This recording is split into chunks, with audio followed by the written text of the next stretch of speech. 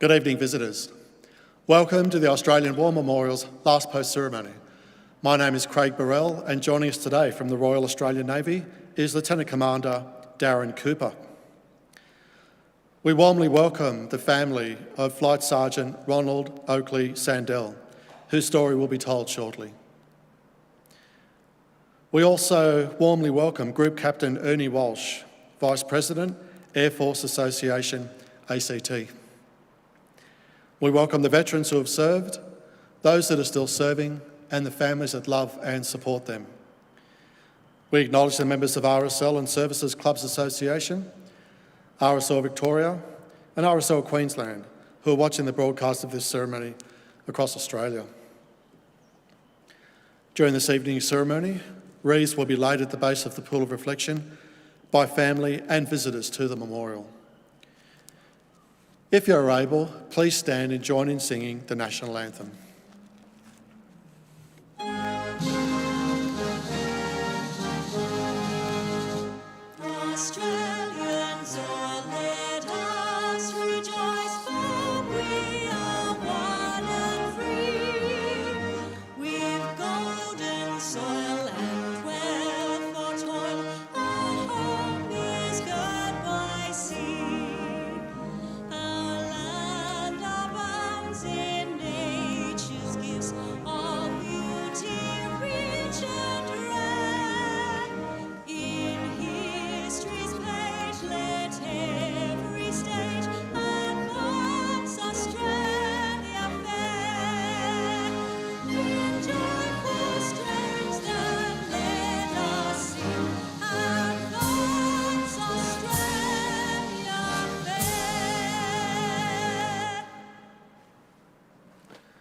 Please sit if you can do so.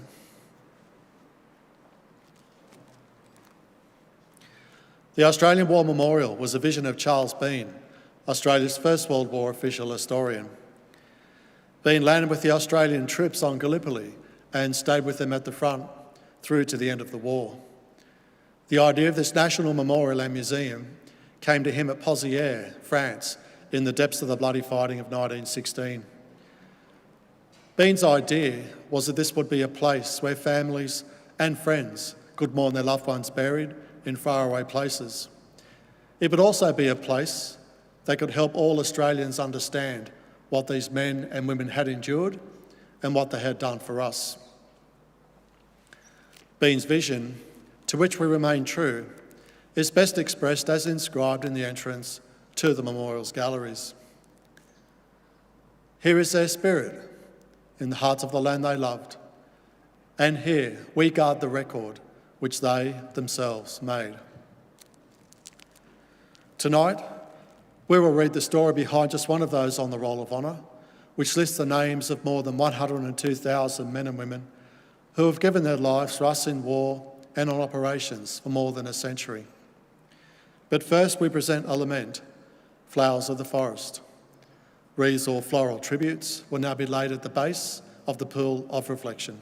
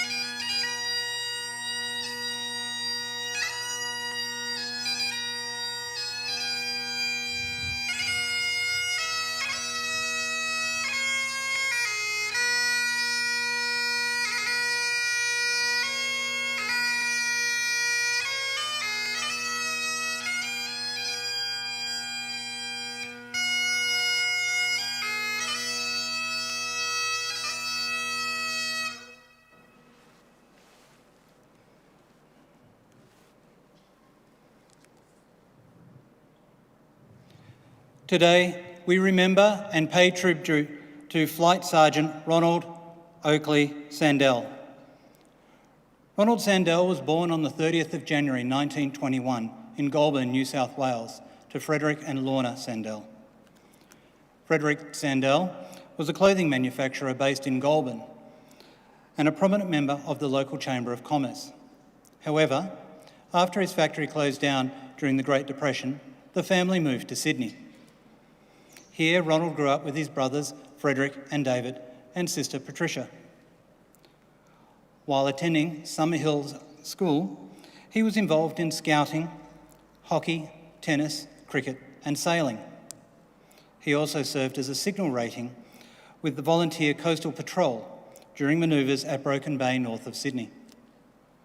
He went on to work as a salesman at Marcus Clark & Co Limited, a department store where his brothers also worked, David as a junior shoe salesman and Frederick as an advertising assistant. Ronald applied to become a member of the Royal Australian Aircrew in May 1940 and in August joined the RAAF Reserve with the hopes of becoming a pilot. It wasn't until the 24th of May 1941, after he had turned 20, that he was formally enlisted in the RAAF. His older brother Frederick would follow suit barely a month after Ronald, while David, who was not yet 18 years old, would have to wait till June of the following year before he could follow in his brother's footsteps. Ronald began training to be a pilot at Narromine and Uranquinty. On the 16th of May 1942, he left Australia for overseas service. As part of the Empire Air Training Scheme, he was one of approximately 27,500 RAAF pilots, navigators, wireless operators, gunners and engineers who, throughout the course of the war, joined Royal Air Force squadrons and Australian squadrons based in Britain. Sandell first travelled to England, where he trained and joined an advanced flying unit at Ashton Down. He then joined 325 Wing in Northwest Africa and was posted to No. 154 Squadron in late February 1943. 154 Squadron was a fighter squadron equipped with Spitfire 2As. When Sandell joined, it was operating out of North Africa. On the morning of the 20th of April 1943, Sandell's aircraft caught fire while on operations. He attempted to get out of the burning Spitfire, but his parachute caught on the wing and he died as the aircraft crashed in Dar Shalaba in Tunisia. He was buried in the Tabaka War Cemetery under the inscription chosen by his family, "Greater love hath no man." Ronald Sandell was 22 years old. Frederick Sandell would be the only one of the three brothers to return home after joining the RAAF, having been compassionately discharged in July 1945. David died in August 1944 while piloting a Lancaster bomber tasked with attacking Königsberg in Germany. Ronald Sandell's name is listed on the Roll of Honour on my left, amongst almost 40,000 Australians who died while serving in the Second World War. His photograph is displayed today beside the pool of reflection. This is but one of the many stories of service and sacrifice told here at the Australian War Memorial. We now remember Flight Sergeant Ronald Oakley Sandell, who gave his life for us, for our freedoms, and in the hope of a better world.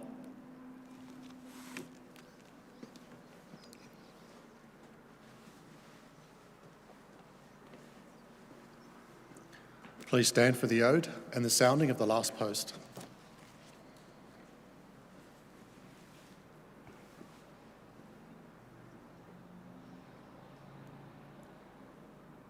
They shall grow not old, as we that are left grow old. Age shall not weary them, nor the years condemn. At the going down of the sun, and in the morning, we will remember them. We'll remember them.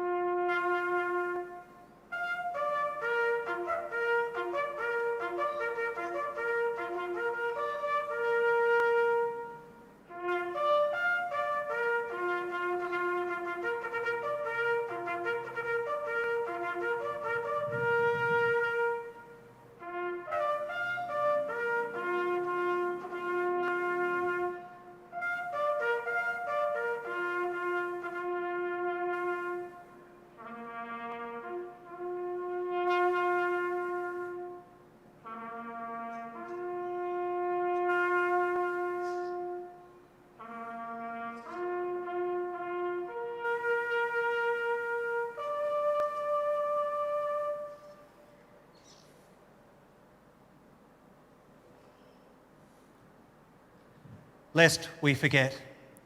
Lest we forget.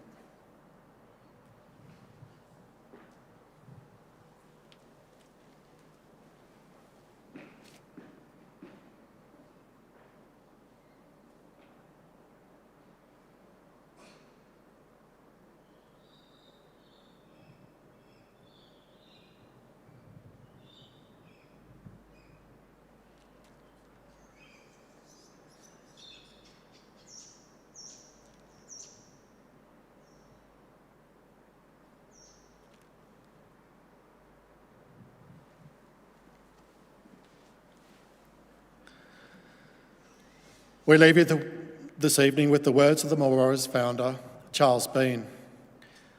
Many man lying out there at Pozieres or in the low scrub at Gallipoli, with his poor, tired senses barely working through the fever of his brain, has thought in his last moments, well, it's over. But in Australia, they will be proud of this. Ladies and gentlemen, girls and boys, that concludes the last post ceremony. We thank you for visiting the Australian War Memorial, and we wish you all a very good evening.